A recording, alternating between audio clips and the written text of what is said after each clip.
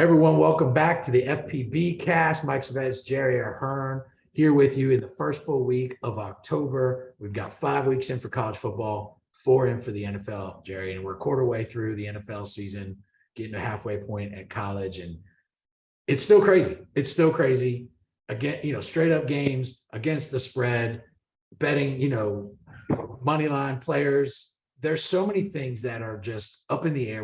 As college football, we know it's crazy. You know that it's really hard to pin it down. A little bit more parity in the NFL, but it's so hard to pick just because of so many storylines that come about, players getting injured. You mentioned the Dolphins were undefeated going into last week, and then Tua gets hurt. We'll break all that down here this week. But just impressions after the first quarter of the season. It's unlike anything I've expected, and I think our records reflect that. But it's been fun to watch. Yeah, well, I mean, parity, I think, is the right term. I don't think there's any, real dominant team in the NFL at this point. The Eagles are the last unbeaten standing, and they don't strike me as being a dominant team. Still like Buffalo, I think they ran into a little bit of a lightning in a bottle in the loss in Miami, and now Tua is out of the box. So, that kind of reels back a little bit. But you look at a team that was expected to be good, like a Green Bay, for example, 3-1, but just like scraping by and not against the greatest teams yet. It just seems to me that it's going to be one of those years where somebody who you thought, might be, around a 500 team, a la what happened with the Bengals last year, gets hot, steps up, and enters the fray. But I still do like Buffalo. I know some people like Minnesota. I'm sorry, I'm just not seeing that. But I do think that it's going to be one of those years where, a projected also ran winds up in the money a little bit. Yeah, there's some teams, that weren't expected to be good. I'm watching the games with my 14-year-old daughter, and she's like, I thought the Jets were supposed to be terrible. I thought, and I'm like, they're 2-2. Like, it's still early in the season, but there's teams that, coming in, I thought, okay, the Jets was 5.5 games was the projected win total. They're almost halfway there. You've got certain teams like Seattle thought was going to be trash. Geno Smith has them playing pretty well. Then teams like Tennessee, most productive quarterback in the NFL, Geno Smith. Raise your hand if you saw that coming. Nope, didn't see it. And then you look at teams like Tennessee was supposed to be good, but that they're not playing very well. You've got the Raiders. I thought they were going to be decent. They're 1-3. Then you've got the halves. Like the Chiefs. They really showed what they could do against Tampa on Sunday night. Is Tampa? The Giants look legitimate. Yeah, the Cowboys are winning with Cooper Rush. Right. Crazy. Who saw any of this stuff coming? And then you've got like the Rams, who I thought were going to actually be decent, and their offense is sputtering last night against Monday night against San Francisco, moved the ball down the field the first series, and then they forgot how to play offense the rest of the game. Boy, the Niners looked good last night. Wow, they did, and that's another team I didn't think was going to be. I knew their defense was going to be okay, quarterback wise, obviously. When Trey Lance gets hurt and Garoppolo comes in, that's the team that they took to the NFC Championship game last year. So they're not bad either. So you've got a lot of surprises there. I think, we can stick with the NFL real quick, but you've got a schedule this week where there's a lot of separation in some of these point spreads. Not as close as we've seen. I think the last couple of weeks we saw the highest spread was maybe 8, 9, 10. Now you got double-digit spreads in a couple of games. You got close to 9 and close to 8. You got 14 points at least opening with Buffalo over the Steelers. Now, Kenny Pickett, they just announced the starter for the Steelers, replacing Mitch Trubisky. The Steelers are not very good. I kind of picked that coming in, trying to rebuild after Roethlisberger. What are they going to do there? I don't know if the Bills are 14 points better than the Steelers right now. And I'm not saying that they're not the better team. We just saw what happened with Baltimore. They get down. Miami beats them after Buffalo running 90 plays. I think the Bills are the class of the league, but 14 points better than a team, even though they're at home. I don't know. Then you've got 8 points. Well, I think Buffalo probably is good enough to handle that spot. But you look at what happened in Green Bay last week, similar situation against the Patriots with a backup quarterback in Zappi. Patriots had that game won. Yeah, and they were what, 10.5 point dogs to the Packers? Yep. And so it goes over. So again, I think 14 I think anything over 9 right now is just a stretch just because of the way the season is Well, going. you generally don't see numbers that big in the NFL, but that tells you just how little bettors think of the Pittsburgh Steelers. Very true.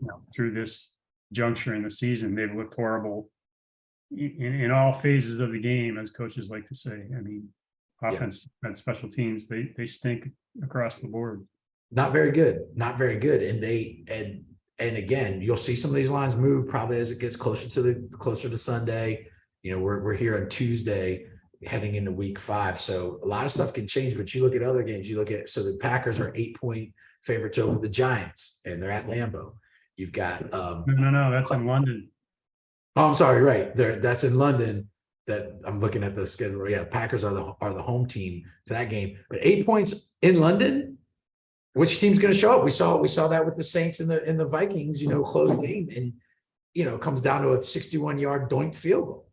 Yeah, I'm not a big fan of playing games in London. I think it's just a tough short week for the teams. Weird time zone flying, obviously across, not just across the country, but across the ocean. Yep. That's a factor that someone's probably done some research on it, but I wonder how many upsets there've been in those, early AM US Eastern time games, which Right. I don't even like them just because I don't want to be up that early on Sunday watching football. I want to be taking my nap for my noon games. Right. And then, it's pretty much a short week with the travel and everything else. And you had Green Bay playing that late game, afternoon game going in overtime on Sunday. Right. The Giants had a physical game as well. But you look at some of these other Bucks are 9-point favorites over the Falcons. The Falcons, by the way, the only team still undefeated against the spread 4 weeks in.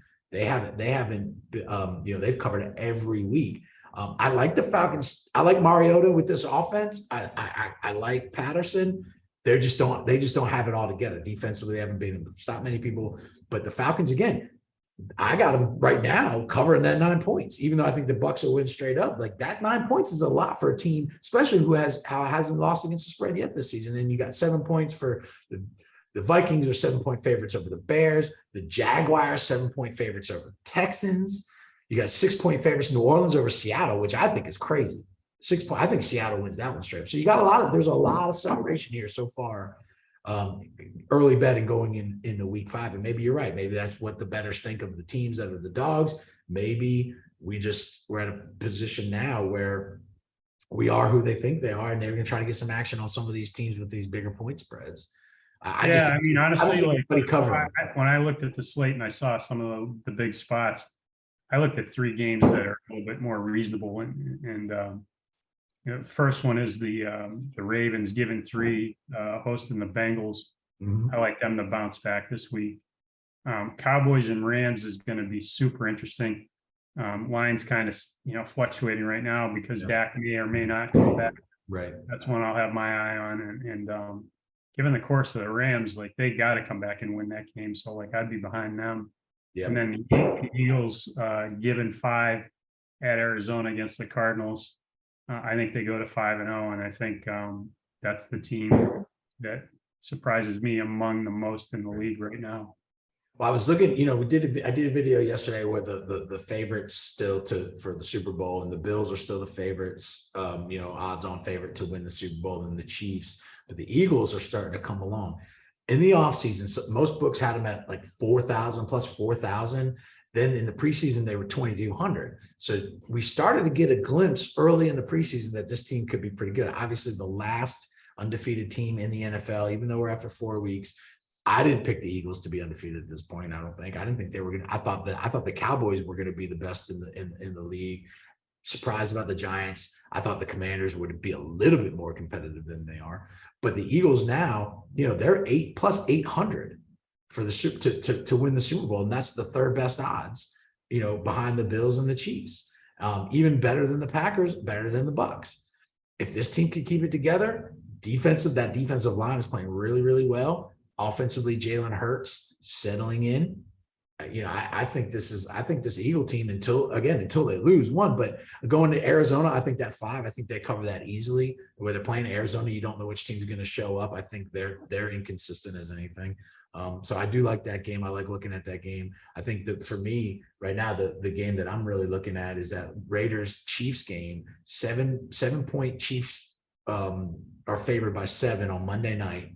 But there's something about, I think the Chiefs, can they sustain what they figured out against the Bucks, and can the Raiders, who bounce back, can they figure out? I like that. I think that's going to be maybe the best game of the week for me when it comes to against the spread. 7 points. I think that's going to be a lot more competitive than the line suggests.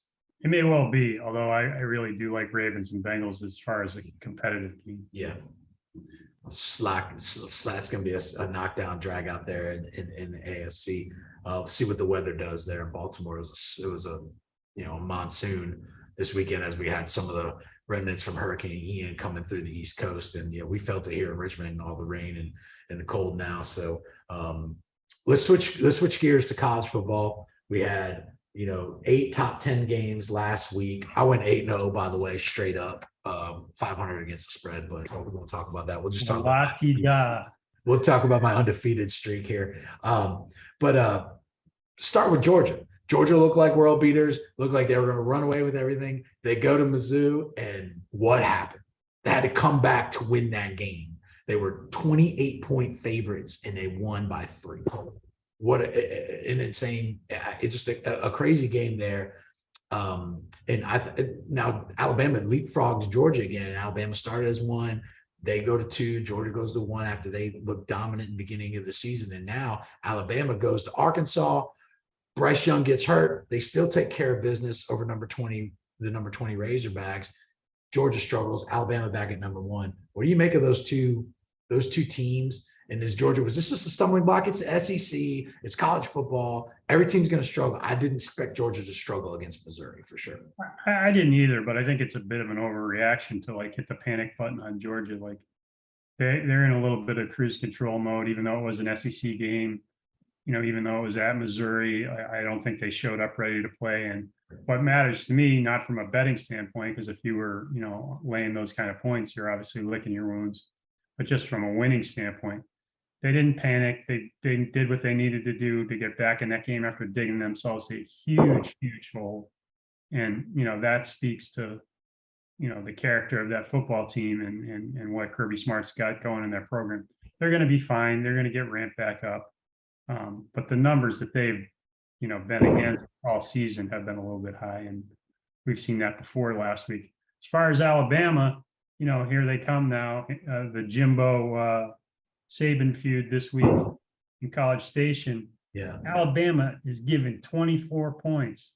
I'm sorry. I know there's not a lot of confidence in Texas A&M, but that is way too many points, especially with Bryce Young hurt. Yeah.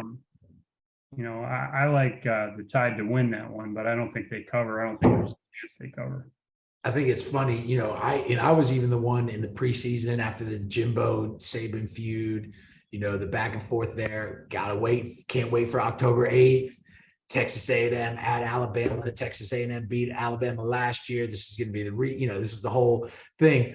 Texas A&M now, good football team, not as good as we thought they'd be, not as good as I thought they would be. But this game now isn't even like the top 2 or 3 game of the week. You got game day going to, and now what a story Kansas is. And you don't really put, too much stock on where game day goes. You like to think it's the game of the week, but I like game day, with representing Kansas. I think them and it's a great story there in Lawrence. But this Texas A&M Alabama game, a lot of shines off of that, especially with Young being hurt.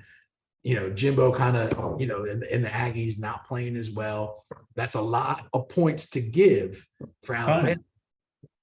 And I think I like them winning, not covering. But I'm interested to see, can they plug and play without Bryce Young? We saw it kind of struggle a little bit, then they found their stride. Arkansas is a pretty good football team, and playing in Fayetteville is not easy to do. And the fact that Alabama rolled there, even with Bryce Saban Young, sure made it sound like he thought Young was going to be okay. That's it. Got a little defiant, shockingly, after the game about the questioning. Right. How dare someone question the injured starting quarterback and defending Heisman Trophy winner? Don't ask questions about that guy. But Alabama's got enough talent in the corral there that they'll be fine. as far as Kansas, great story, probably the biggest surprise story in college football. The fun and games ends this week in Lawrence. TCU, a team I vastly underrated. Wow, I think everybody did. The way they crucified Oklahoma last week. They're given 7 at KU, but I think TCU wins that one going away and continues to build its own resume in the Big 12. Yeah, Oklahoma, big surprise. How bad? No, again, one game, but you can't really judge Brent Venables on that one game in his first year, Norman. But you don't. Well, and their QB, got knocked out with head injury too. I mean, but again, when you look at the halftime scores, what 34-6 or whatever. I mean, it was it was bad. But I mean, again, I got to admit, TCU is a team I completely overlooked. Yeah, looks to be pretty daggone good. They got some offense there. What other games are you looking for in college football this week? I know we've got Georgia they play Auburn. I got an upset for you, pal. All right, hit me. Against your Tennessee Vols, giving 2.5, going to Death Valley. I like Brian Kelly, my man, to pull the upset outright, and the Tigers to take care of the Vols in a big one. That's going to be a big game. That's going to be a big game. I think Tennessee is a good football team. I think they're a very good football team. They're good. Death Valley on a Saturday. Is bad either, and I think they've sort of put things together since some foibles in the opener against Florida State. And it's tough to win at LSU. And I think Tennessee is going to see how tough that is this weekend. Yeah, I think I've seen a lot in my decade plus covering the SEC. I've seen a lot of really good teams go to die in Death Valley on especially on Saturday night in Baton Rouge. There's nothing like it, and they're going to be well lubricated, ready to go for that game. The Garth Brooks will be playing. Calling Baton Rouge, and looking forward to that game. I'm looking forward to see how Georgia bounces back against, like I said, against Auburn. Auburn is a train wreck, dumpster fire. With Brian Harsin, I know they won't fire him. That's not the Auburn way to fire a coach midway through the season, but we've seen 5 coaches now get got. It looks like even the beat writers are tucking tail. Every time I get on Twitter, it looks like someone else is leaving the Auburn beat. I mean, yeah, it's like nobody wants to cover that team anymore. It's not even the writers. I tell you what, it took a couple years off my life, that's for sure. But I'll say that that when and what about Paul Chris getting fired in Wisconsin? I mean, that guy, all he's done is won 72% of his games, and that shocked me. But that just shows you, Dan Wetzel actually wrote a great column on Yahoo about how it's the Big Ten is becoming like the SEC. Yeah, and get paid or go home. And if you're Paul Chris, I'd be stunned if the drumbeat doesn't get even worse for Mel Tucker at Michigan State. Not that he's going to get fired after getting the $10 million a year contract, but they're going to get crushed by Ohio State.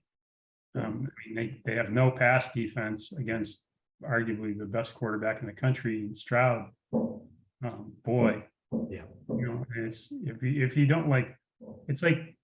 These athletic administrators and boosters don't seem to understand. Only one team can win these conferences, power conferences. So just throwing money at it is not necessarily going to be the thing. And Nick Saban is not walking through that door. You know what I mean? It's not like you're going to go out and you think you're getting the next. Well, I mean, Michigan State obviously had Nick Saban, and he never could get over the hump. He had his best year in his last year, and then he left for LSU. Yeah. But I think agents out there can play on the fears of some of these. Especially in the era of NIL and, boosters getting back to even being more powerful, funding these contracts, it's the Wild West, man. It is. I think that's why you see a lot of coaches too, kind of getting out ahead of it. And you see a lot of older coaches maybe retiring or are kind of ramping down. But again, it's like eating your young. You're going to keep trying to get that next thing, and it ups the ante. You're going to fire a coach with a 72% winning percentage, right? And pay him $16+ million to get gone. Well, but the thing that I don't get, and I don't mean to beat up on Mel Tucker, but the guy never even won his division. Yeah, and gets a. And LSU is going to pay him $10 million. We got to come up with the money. Yeah. Well, guess what? LSU had Brian Kelly in the corral at the very least for $10 million. say what you will about Brian Kelly, at least he went to 2 college football playoffs with the Irish. Yeah. I mean, there was some track record there. And I know, Tucker's got an SEC background and all that, but like, again, as you said, Nick Saban's not going anywhere for a while now. You got a bunch of other teams, look at what Heupel's built in at Tennessee, for example, that are going to be good for a long time. It's hard to win the SEC. It's hard to win in the Big Ten. Yeah. Ryan Day was supposedly on the hot seat because they lost that game to Michigan last year. He's won basically every other game he's played since he's been the head coach. Harbaugh, like sort of perennially in and around the top 10, never broke through till the playoff till last year. Finally does. People felt good for about a week, and then they get crushed by Georgia, and it's like, let him go to the NFL. It's hard to win in those leagues. And again, there's only one champion. Exactly. And it's what have you done for me lately? And everybody's looking over their shoulder. Is well, how come they can do it here? How come they can do it there? But you got to build consistency. Even in the transfer portal world, you still have to build consistency because you're not getting a new 11 every year. You might get 2 or 3, but you've got to build that consistency. And that comes through recruiting, through consistency, and through coaching, being there, showing up, building a culture. Well, now there's, you see the stories on social media this morning about kids planning to sit out for the rest of the season after the team started slow because they're going to get themselves ready to go to the transfer portal. I mean, college football is a mess right now. Between transfer portal and NIL and, these boosters having a greater influence on contracts or whatever.